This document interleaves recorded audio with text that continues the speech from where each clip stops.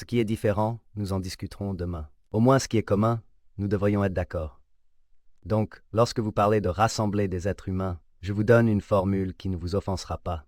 Je ne vous dis pas de suivre ce qui n'est pas mentionné dans les écritures hindoues. Je vous dis de suivre ce qui est mentionné dans les écritures hindoues et le Coran. À 100%, vous serez un bon hindou, un bon chrétien, et même entrer dans l'islam. Peut-être pas un bon musulman, au moins entrer. Et ensuite vos écritures disent que vous devez suivre les conseils du dernier messager. Vous devez suivre le Coran.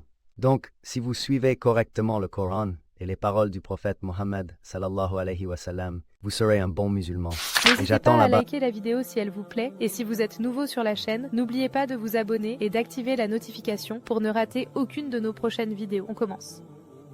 هو الذي أرسل رسوله بالهدى ودين الحق ليظهره على الدين كله وكفى بالله شهيدا محمد رسول الله والذين معه أشداء على الكفار رحماء بينهم. Bonsoir, docteur. Salutations à vous, je suis hindou, mon nom est Sandeep et je regarde vos vidéos sur YouTube depuis longtemps. En tant qu'hindou, je respecte les autres religions. Je respecte Allah, le prophète Mohammed. J'ai commencé mon école dans mon enfance, dans une école catholique, où j'ai appris la Bible et le christianisme et le Seigneur Jésus. Et plus tard, après la 5e année, j'ai appris à connaître ma propre religion, étant né dans une famille hindoue.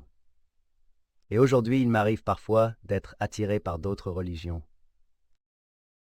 Il y a un lien commun entre toutes les religions. J'ai une question de base pour vous, docteur. En gros, je viens d'un milieu scientifique. Je suis pharmacien. Aujourd'hui, je suis un consultant financier autorisé. Donc aujourd'hui, ce que je vois sur le marché, c'est que de nombreuses religions existent sur la planète Terre.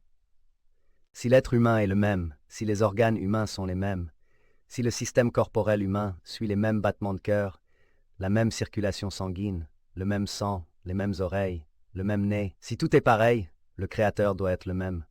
Le pouvoir suprême est le même. Alors, si le pouvoir suprême est le même, pourquoi y a-t-il tant de religions sur Terre aujourd'hui? Quel sera l'avenir à partir de maintenant?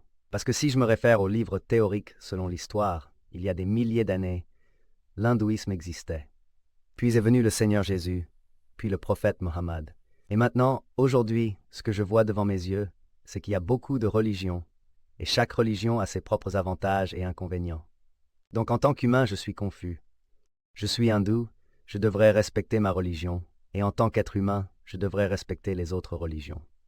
Alors quelle est la vérité finale, et quel sera l'avenir pour les siècles à venir? Les frères ont posé une très bonne question. Qu'il y a tant de religions différentes. Il y a plus de 4000 ans, c'était l'hindouisme. Puis Jésus, paix soit sur lui, est venu il y a 2000 ans. Ou le christianisme, puis le prophète Muhammad, paix soit sur lui, est venu il y a 1400 ans.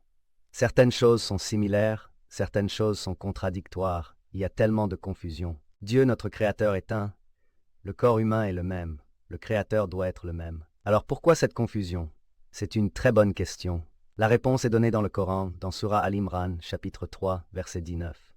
Et Inna dina indallah al-Islam, la seule religion acceptable aux yeux de Dieu est l'islam, c'est-à-dire la paix acquise en soumettant sa volonté à Dieu. Le Tout-Puissant Dieu n'a donné qu'une seule religion aux êtres humains. Comme je l'ai dit plus tôt, Dieu Tout-Puissant n'a envoyé qu'une seule religion. Mais il a envoyé de nombreux messagers. Quand il a envoyé des messagers qui ont reçu des messages, avec le temps, le message a été modifié. Encore une fois, un nouveau messager est venu. Il a apporté un message frais. Encore une fois, les gens l'ont changé. Encore une fois, un nouveau messager est venu. Cela s'est produit pendant de nombreuses années, au fil des âges. Mais tous les messagers ont apporté. Le message de base était le même. Dieu Tout-Puissant, le dernier et ultime message était le Coran. Maintenant, tu vas me poser cette question. Pourquoi Dieu a-t-il révélé le Coran il y a 1400 ans? Pourquoi ne l'a-t-il pas révélé directement? Révéler le Coran directement. Aucune confusion. Tu sais, mon fils, il veut devenir médecin.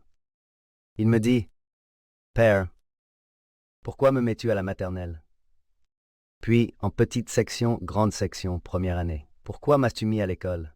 Mets-moi directement en faculté de médecine. » J'ai dit, « Fils, si tu veux être médecin, d'abord tu dois aller à la crèche, à la maternelle, à l'école primaire, au collège, à la faculté de médecine. Ensuite, tu deviens médecin. Tu ne peux pas entrer directement en faculté de médecine parce que tu veux comprendre. Alors Allah subhanahu wa ta'ala, qui est notre créateur, il sait très bien que les êtres humains ne seraient pas capables de saisir le message complet du Coran s'il avait été révélé plus tôt. Il y a 1400 ans, Dieu Tout-Puissant, qui est notre créateur, il sait que ce moment est venu, le moment où les êtres humains peuvent comprendre le message. C'est pourquoi auparavant, il a envoyé des messages qui étaient là, mais pas complets, parce que les êtres humains ne pouvaient pas comprendre, ne pouvaient pas saisir. Au fur et à mesure que le message changeait, il envoyait un nouveau message, un nouveau messager. C'est la raison pour laquelle tous les messages qui sont venus avant le Coran étaient destinés à un groupe particulier de personnes et destinés à être suivis pendant une période de temps particulière. Tous les messagers qui sont venus avant le dernier et ultime messager, le prophète Muhammad n'a été envoyé que pour un groupe particulier de personnes et devait être suivi jusqu'à ce qu'un nouveau message arrive. Le Tout-Puissant Dieu, il savait il y a 1400 ans que c'était le moment où les êtres humains pouvaient comprendre le message final du Coran. Il l'a révélé et il a envoyé le dernier et ultime messager, le prophète Mohammed, paix et bénédiction sur lui. Étant donné que le Coran était le dernier et ultime message, il n'était pas seulement destiné aux musulmans ou aux arabes, il n'était pas destiné à un groupe particulier de personnes, il était destiné à l'humanité entière. Tous les messagers qui sont venus avant étaient destinés à un groupe particulier de personnes, et le message devait être suivi pendant une période de temps particulière, parce que le prophète Mohammed, paix et bénédiction sur lui, était le dernier et ultime messager. Il n'a pas été envoyé seulement pour les musulmans ou les arabes, il a été envoyé pour l'humanité entière. Mais maintenant, aujourd'hui, vous me demandez, pourquoi y a-t-il différentes religions? Notre Créateur n'a envoyé qu'une seule religion. Nous, les êtres humains, avons continué à changer. Mais même sous une forme corrompue, j'ai une formule. J'ai une formule qui ne contrariera aucun être humain. Je dis à tous ces êtres humains, croyez au moins qu'il existe une écriture qui est à 100% la parole de Dieu. Alors les hindous ne verraient pas d'inconvénient à être d'accord. Je crois que le Veda est à 100% la parole de Dieu. Les chrétiens diraient, je ne vois pas d'inconvénient à croire que la Bible est à 100% la parole de Dieu. Les musulmans diront, je ne vois pas d'inconvénient à croire que le Coran est à 100% la parole de Dieu. Alors je leur dis, d'accord. Maintenant mettons-nous d'accord pour suivre ce qui est commun à toutes ces écritures. Ce qui est différent, nous en discuterons demain. Ne nous disputons pas sur les différences. Mettons-nous d'accord pour suivre ce qui est commun, et au moins nous serons sûrs que ce qui est commun dans les trois écritures, ce minimum est à 100% la parole de Dieu. Ce qui est différent peut être la parole de Dieu, peut ne pas être la parole de Dieu. Nous pourrons en discuter demain. Maintenant, lorsque nous faisons des recherches, et moi étant un étudiant de la religion comparée, j'ai étudié les Védas, j'ai étudié les Upanishads, la Bhagavad Gita, la Bible, l'Ancien Testament, le Nouveau Testament, le Coran. Maintenant, lorsque je fais des recherches, j'ai découvert que toutes ces écritures disent qu'il y a un seul Dieu. Toutes les écritures disent que Dieu n'a pas d'image, n'a pas de photographie, pas de peinture, pas de statue, pas d'idole. Toutes les écritures disent que Dieu Tout-Puissant n'engendre pas et n'est pas engendré. Toutes les écritures disent que le dernier et ultime messager à venir est le prophète Mohammed, paix soit sur lui. J'ai cité dans cette session de nombreux versets des écritures hindoues qui disent que le prophète Mohammed est le dernier et ultime messager. J'ai cité la Bible, j'ai cité le Coran, alors au moins mettons-nous d'accord pour suivre ce qui est à venir. La Bible, les Védas, le Coran, tous les trois disent que vous ne devez pas consommer d'alcool. Et j'ai cité cela dans ma réponse précédente. Les trois disent que vous ne devez pas jouer. Les trois disent que vous ne devez pas manger de porc. Alors, mettons-nous d'accord pour suivre ce qui est à venir. Donc nous devons convenir qu'il y a un seul Dieu. Nous devons croire que le prophète Mahomet est le dernier messager de Dieu. Vous ne devez pas consommer d'alcool. Vous ne devez pas manger de porc. Nous devons faire le sujoud. Tous ces points sont communs. Donc, je pose la question que si vous dites que vous êtes hindou et que vous dites que vous respectez les autres religions, je pose la question, croyez-vous qu'il y a un seul Dieu? Muslim Vereth, croyez-vous que l'adoration des idoles est interdite? C'est une zone de confusion. C'est très clair dans les écritures hindoues. Yajurvahit, chapitre 32, verset numéro 3. De ce Dieu, il n'y a pas de pratama, il n'y a pas de photographie, pas de peinture, pas d'image, pas d'idole, pas de statue. La même chose est répétée dans Sweta Sitaropanishad, chapitre numéro 4, verset numéro 19. De ce Dieu, il n'y a pas de pratema, pas d'image, pas de photographie, pas de peinture, pas de statue, pas d'idole. Qu'est-ce qui est confus, frère? Je veux dire, aujourd'hui, ma connaissance est comme celle d'un enfant. Non, non. Si ta connaissance est comme celle d'un enfant, quand une personne de connaissance parle, tu devrais y croire. Vrai. Alors pourquoi ne le croyez-vous pas? Non, comme je l'ai dit, je respecte le prophète Mohammed. Je le fais, pas de respect. Respecter est une chose, suivre en est une autre. Des verbes. Et soyez saint vrai, suivre ses conseils. Donc la question va dans le même sens que celle que je vous posais, à savoir que si je suis hindou, si je crois en l'hindouisme, mais quand je sors de chez moi, je dois suivre mes collègues, les autres membres de la société, les êtres humains sur Terre. N'est-ce pas une obligation? Supposons que les autres membres de la société commencent à voler. Si vos autres semblables commencent à voler, même vous commencez à voler. Frère, si vos amis commencent à voler, allez-vous voler? Je devrais me défendre. Allez-vous voler, oui ou non? Si quelqu'un me vole, non, non, vous avez dit que vous devez suivre les autres êtres humains, les autres membres de la société. Si vos autres amis commencent à voler d'autres personnes, allez-vous commencer à voler? Allez-vous voler les autres? Je ne pense pas qu'il y ait un intérêt à voler les autres. Parce que tu sais que voler est mal. Donc cette fois-là, tu ne suivras pas la société. Suis la société quand elle a raison. Ne la suis pas quand elle a tort. Dieu t'a donné de la matière grise, un cerveau. Correct? Donc si tes amis hindous vont à l'encontre des Védas, suivras-tu les Védas ou tes amis hindous? Ils doivent suivre ce qui est écrit dans les livres. Oui, oublie-les. Je te parle de toi. Si vos écritures hindoues disent de ne pas faire de culte des idoles, ferez-vous le culte des idoles? Non, alors je ne le ferai pas. Alors maintenant, croyez-vous que le culte des idoles est mauvais? Encore une fois, comme je l'ai dit, je dois étudier davantage. Je ne suis pas clair, mais quand allez-vous étudier? Allez-vous étudier aujourd'hui ou demain? Quand? Peut-être aujourd'hui ou demain. D'accord, très bien. J'ai cité tant de références des écritures hindoues concernant le prophète Muhammad. Paix soit sur lui. Croyez-vous que le prophète Muhammad est le messager de Dieu?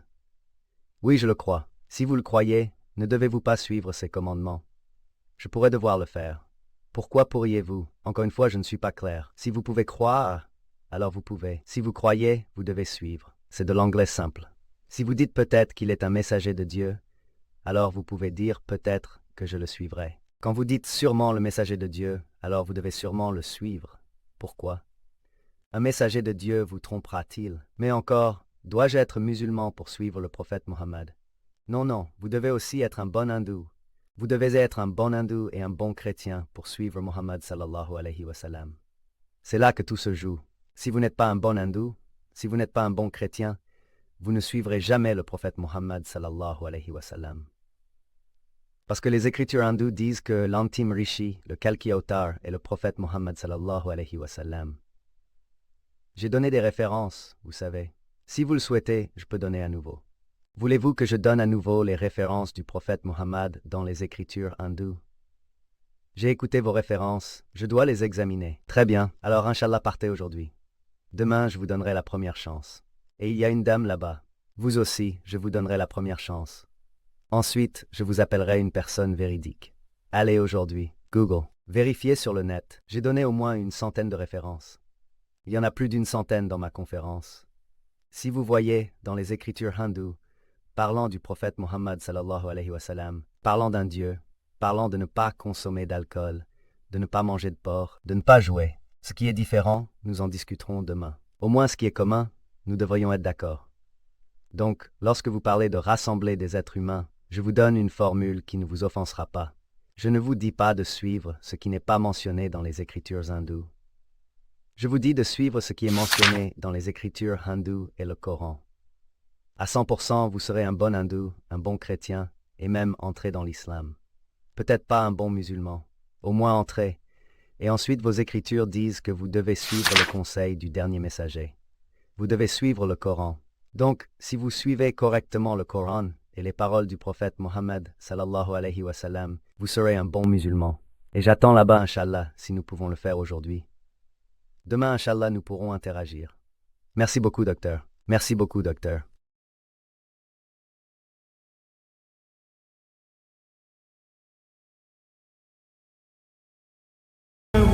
إن أكرمكم عند الله أتقاكم إن الله عليم خبير يعجب الزراع ليغيظ بهم